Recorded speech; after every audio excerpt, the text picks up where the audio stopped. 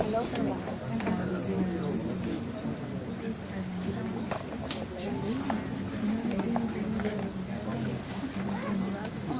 afternoon, everyone. Can you all hear me?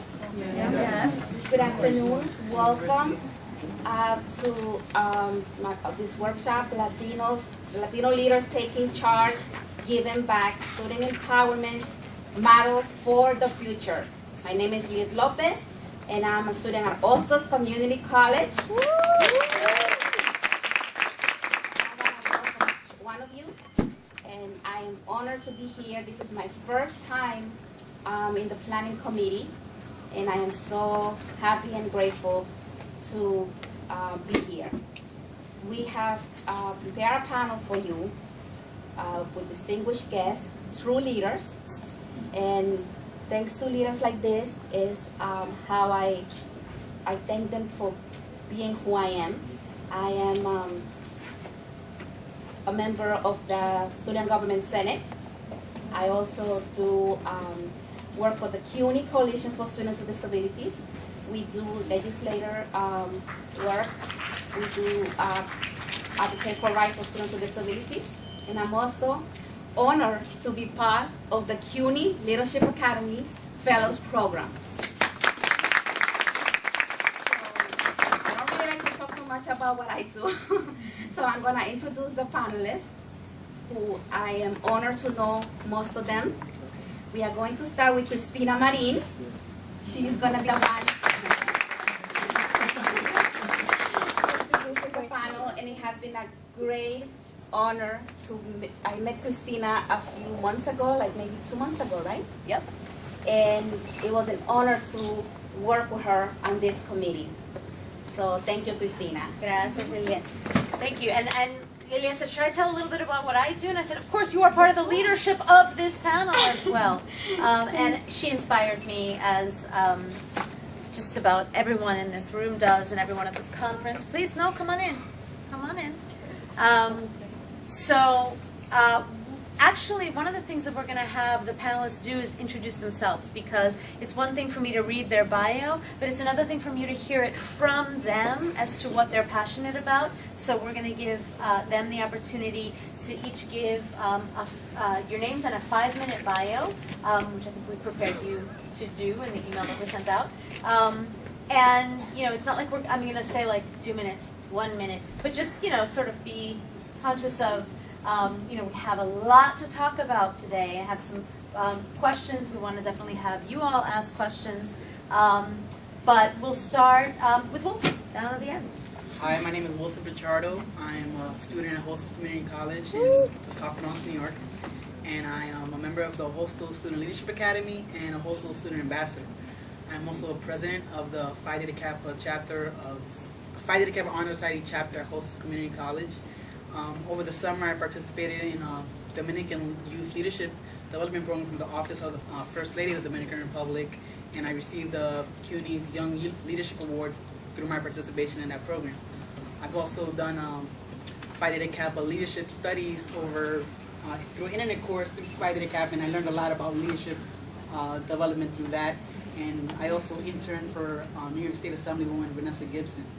I would say the reason I was chosen to be part of this panel is because of what I've shown through my participation in the Hostos Student Leadership Academy and the amazing things that we do through that organization.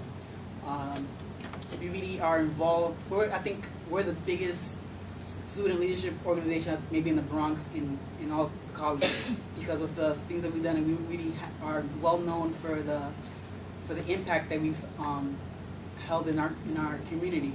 And that's basically it, I think. So we're already ahead of schedule because we only have we're starting before 2:15. So we're good. We're going on a roll. I'm Dr. Jojo McManus. I'm the executive director for the CUNY Leadership Academy. I don't know why I had to come all the way to New Jersey to see so many people from CUNY. How many of you are from Hostos? Like this? Half the room is from Hostos. All right, so I feel very comfortable because I feel like I'm among family. The the CUNY Leadership Academy works with all of the leadership programs across the CUNY system. We have 23 different institutions. Of course, the Hostos Leadership Academy is one of our shining stars. I'm really glad to see the director of the Hostos program here, Jason Linfeld. I know he gets whenever we do anything at CUNY, we have 3 major programs I'll tell you about, but any of our 3 programs, there's always students from the Hostos Leadership Academy there, so I should have known that it wasn't far enough to get away. Oh, I'm sorry, I will, I'm sorry. So just to tell you a little bit about the Academy, the Leadership Academy has 3 major programs. The signature program is the Fellows program, and Liliette is one of our fellows, brand new this year, so I'm really excited to work with her, and she definitely deserves a round of applause. Those that know CUNY know that the College of Staten Island is a hike. You have to take a train and then a ferry and then a bus to get there. And we did our orientation this year at the College of Staten Island, and Liliette got there before anybody. Even me, my staff, we thought we were an hour early, and she's just sitting there waiting for us.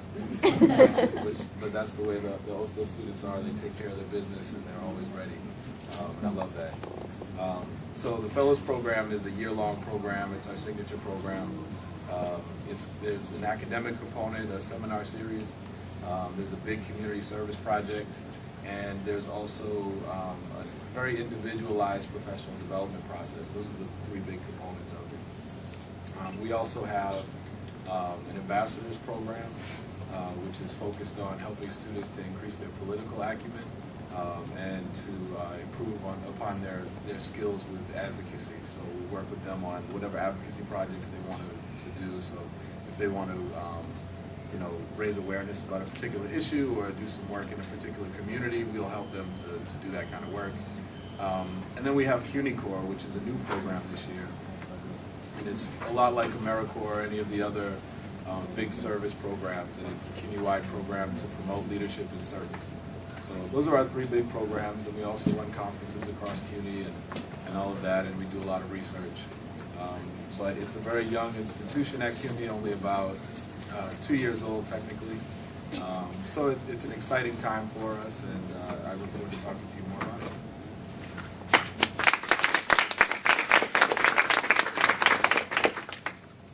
Hello, my name is Mary Beth Melendez, and I'm from the college where you have to take the boat and the ferry and the train and the bus. I'm from the College of Staten Island. Obviously, I'm a returning student. I'm not of non-traditional age, as they like to call me around campus. But let me give you a little brief history about myself. I'm a single mom with 3 kids. I work 2 part-time jobs, and I'm also visually impaired like Lily. So going back to school was quite the undertaking. You talk about figuring out how to meet your deadlines and requirements and papers and just a long list of assignments and requirements that are due when you can't see them. So I had to learn, and I had to learn really quick and fast how to handle adversity, how to handle challenges, and figure out what I wanted to do, how I wanted to do it, and what was the fastest way to get there. So I thank God that I had the opportunity to do that at CUNY, at the College of Staten Island, where I am currently a double major in clinical child psychology, in sociology as well, a minor in disability studies. I'm the president of the Club for Students with Disabilities, called the OUI Club. I am on the CUNY Coalition for Students with Disabilities. I represent CSI. I'm in the Emerging Leaders Program, the Commission for Student Government for Students with Disabilities, and a CUNY ambassador. Wow.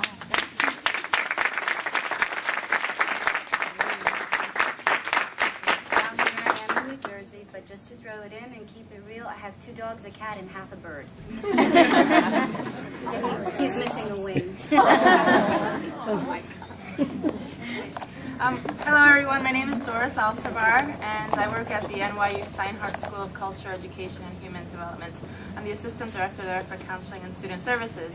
And in that capacity, I work with our student orientation leaders, with general advising and other student issues. But I also work with the undergraduate student government. I advise that group, and I work with the Scholars Program, which is a group of honor students who are engaged in leadership activities and community service. I forgot to say I'm from New Jersey, so it's great. I didn't have to commute that long. Okay. So I have a whole set of questions, and I do want to get to your questions. But the questions that I have worked on with Liliette, we put together, they have to do with leadership from all different ends of the spectrum in terms of when you're a student in high school, when you're a student in college, when you're a grad student, and where you see yourself as leaders now in the places that you've come to in your careers. Do we have any high school students in the room? Oh, excellent. High school students. Very good. Come on in. Come on in. And college students? That's the majority. Any grad students in the room? Yeah, grad student. All right. So we are running the spectrum, right? So the questions that are talking about when I ask questions about student leadership, I know probably that Dr. McManus and Doris also had extreme careers as student leaders during their careers as students. And now that they have leadership roles on administrative and faculty positions, maybe it's a different thing, but it gets fed from where you were while you were a student leader as well. So one of the questions that I wanted to throw out to the entire panel, and just kind of, chime in when, just almost as if we're having a conversation together, because that's the way I roll. I don't like to do sort of like the formal, these are the experts and you are sitting here like learning about how to do this. We really want to make this a dialogue too, okay, among the panel and then with all of us. But in terms of leadership, what are some of the qualities that you see making up a good leader? How do you see leadership, whether from your own personal perspective or with the students that you've worked with? So whoever wants to get started. I can start. One of the qualities that I think of in the students that I work with and that actually helped me become a student leader and then kind of foray into this career path is communication and interpersonal skills. And I know that the speakers at lunch touched on that, but the way you present yourself really makes an impact so that you are taken seriously. And also when you're involved with different types of activities, community service, with nonprofit groups, with on-campus organizations, you really learn how to interact with all different types of people, everyone from faculty members to deans to your fellow colleagues. And it's really important to be able to portray yourself in a good light using language that is understandable by all, that's appropriate. So I can't really stress enough that you do really gain interpersonal skills through all of your activities and that it is helpful in whatever you do.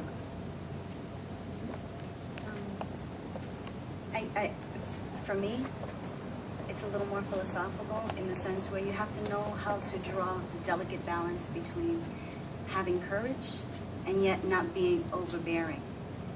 Knowing when to speak and knowing when to be silent. Carrying inner strength with humility. So ethos, pathos, logos, ethics, passion, and logic. CUNY ambassador.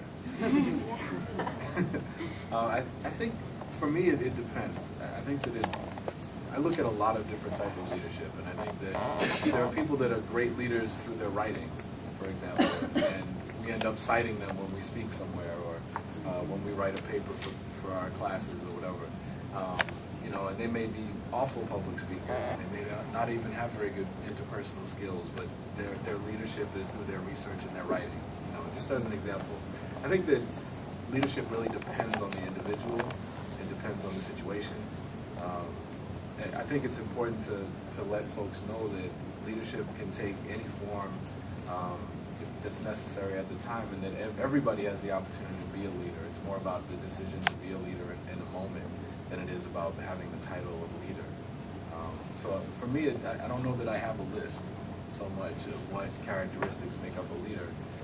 Maybe the only thing that's important is that you're willing to make the decision to lead. I agree with Dr. Herman.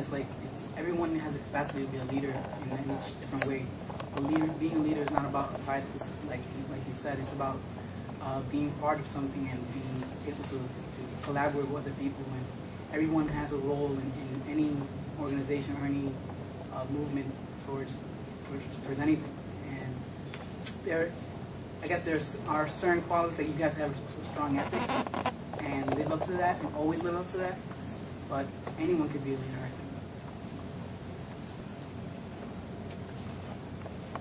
Obstacles and challenges. Can you articulate a little bit about, whether from your own personal experiences, things that have been the obstacles that have been placed in your way, or that maybe you have even put in your own way sometimes, that maybe prevent you from fulfilling that role of leader sometimes, or that you've seen with your students, obstacles and challenges to leadership. And anyone, sorry. If you don't mind jumping in there, it's just, because for me it's personal. Again, it took me a long time to figure it out, and if there's one moral, one phrase that you pass on to someone, this would definitely be it. I'm sorry, but can you guys speak louder? Absolutely, I'm sorry about that. The AC right here. Okay, I'll make an effort. Is this better? Yeah. The one thing that I learned is life is life. You just don't know what's going to happen tomorrow. Things can change in front of you from minute to minute, but you know yourself. And the only real obstacles that were there the whole time were the ones that I set for myself, and I didn't know I was doing them. The minute I backed down, the minute I cringed, the minute I felt afraid, I built that obstacle. And I was the only one that could tear it down by facing it and realizing it. So there's a difference between obstacles and life. Don't ever get them confused. Because life is good once you manage to kick the hell out of those obstacles. I have to agree. I think that the biggest obstacle is yourself, is getting over sort of your fears, putting that first foot forward. Whether you're in college, in high school, or in graduate school, you actually have to take the step out of your comfort zone and to do something that's different, do something that's leadership worthy, do something that gets you involved with other people and communicating. And a lot of that is internal. It's the thinking. Again, the power of positive thinking will help you get through that also. But just remember that you have to make the first move and put yourself out there. I think definitely that a lot of times the biggest obstacles are in yourself. I definitely see that, and I think for me it was often the idea of saying that I'm willing to take on those challenges rather than just see them as roadblocks, see them as, okay, that's a challenge and I can get through it. I was a first generation college student, so a lot of the obstacles were just not knowing, right, and the fear of what I didn't know what to expect. But I do think that there are some obstacles that are out there for a lot of us that have to do with the whole spectrum of oppression and privilege, and what privileges we have or don't have. And those are things that we have to address not only by ourselves, but also to look to others to work with us to overcome those type of things as well. I think about, you mentioned maybe when we were in college, quite a while ago I suppose, but I remember it. When I was in college, one of the things that bothered me was the lack of diversity in the college that I was at, and I remember choosing, one of the reasons I chose the college was because it looked like it had great diversity, which was something that I was used to where I grew up and in my family. But when I got there, I realized that they had just been very creative about how they did their numbers and the pictures that they put in their catalog. And so that one of the things that I saw as an obstacle for myself and for people that I knew and in the community around the university actually was that the school really was not trying to have the kind of diversity that would be inclusive of everybody. So those were obstacles that we didn't necessarily put in our way, but we still had to address, and it took leadership to do that. And so a lot of us got together. One of us weren't going to be able to make the change. It took a lot of folks to push and to push. So I think back at that as one of the first things that I did as a leader is work with a group of folks to address those obstacles that we didn't put in our way. But in order to do that, we had to address our own demons and what we were thinking was what we couldn't do. Yeah, I think one of the biggest obstacles for me is like doubting yourself and fearing not just failure but success. Like especially for us Latinos, some of us are first generation college students, and we may not know what exactly it means to be a successful college student. We haven't seen that personally.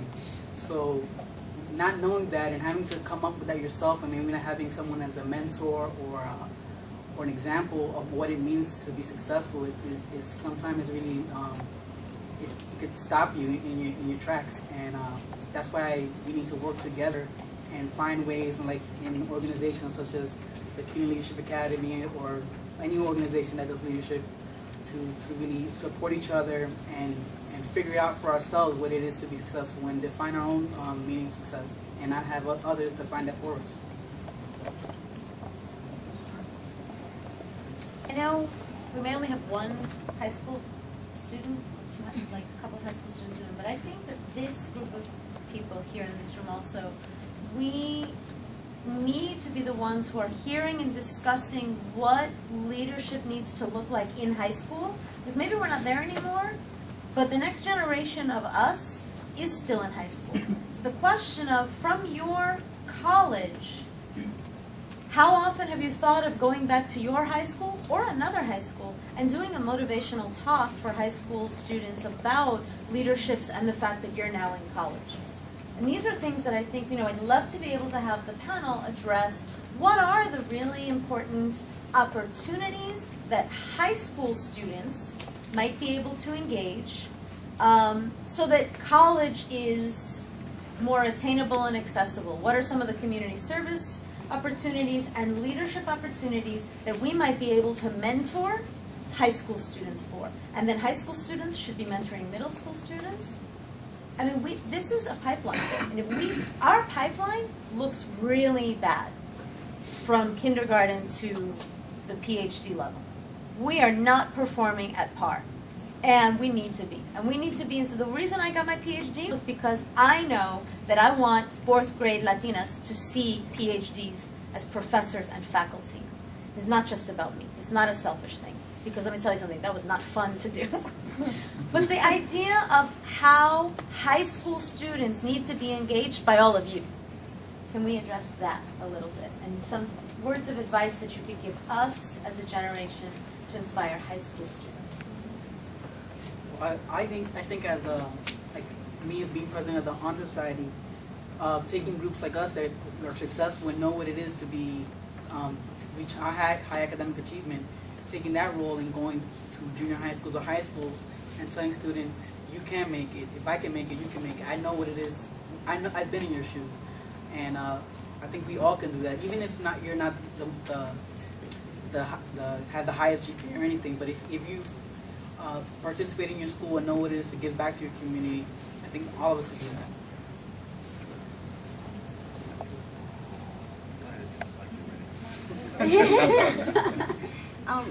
At the College of Staten Island, we already do reach out to the 5 high schools that are out there. So I'm one of the students that goes and speaks to them, but we particularly speak to the students that are in special education, not excluding them from the general population, but specifically to them, and letting them know, look, you know what? You need to know for you, because it matters for you, that anything is really possible. But the work starts right here. You got to care enough to learn enough to want it enough. And then when we turn it around to the general population, to the high schools that we reach out to, the message is simple. None of us are impervious to life's misgivings. We are all a heartbeat away from a disability. But disability takes many shapes and forms. It could be financial. It could be heartache. It could be a relationship problem. It could be a physical, cognitive, or sensory. Just anything that makes you look at life from a completely different angle, that's a disability. So we're all in out there together. And the minute you start caring, the minute you start wanting, is when you start reaching out, and we're there, and we help them cross that line between high school and college, and we bring them into the workshops. I think most of the time I'm always talking about the Leadership Academy and our programs and how these programs can have a great impact. But the way that you asked the question, I really think more about individuals, the impact that individuals have. And I think that you shouldn't always think that you have to be a part of a program that does mentoring in the school or a program that does some particular community service work or whatever. It's about you as an individual going back and for folks to be able to see you in the roles that you have and you working as and being an inspiration for younger folks. I don't think I can overstate the impact that one person can have. Impact. Yes, my wife just. I think I don't want to overstate. I don't think I could overstate how much impact you can have doing that. And I think even myself, I hope that I'm doing something useful by heading up the Leadership Academy and I'm running all these programs. But I know that I probably have a deeper impact when I do my own work as an individual and I go back to schools, whether elementary schools, middle schools, high schools, but not only in schools. You know, meeting people. We did a project, a community service project at an employment center on Ward's Island that's meant to help people that are homeless to get back on their feet and to move forward. And it was great. We did a day-long project and all that kind of stuff. But what's more powerful is the folks that'll take that and keep showing up and develop relationships with people and have a deeper impact with those individuals. So I don't think that it's always about a program. I think people get obsessed with being, I'm this and I'm in this program and I'm this and I'm in this program. What's most important is what you do as an individual. Definitely along the same lines as Dr. Definitely look at your own family, your own community. I'm the unofficial advisor to my whole family. For grad school and college. I'm the oldest, so I have lots of younger cousins, younger siblings, and I'm always getting a phone call. I've sat down with my cousins and helped them fill out their financial aid forms. Anything that you can do, again, on an individual level, is helpful to someone. And you have the knowledge, you know, you have the power to do that, so definitely take advantage. Just look around you and see who you can help. Let's talk about college now. Because college, I feel, and again, I talked a lot about this, is this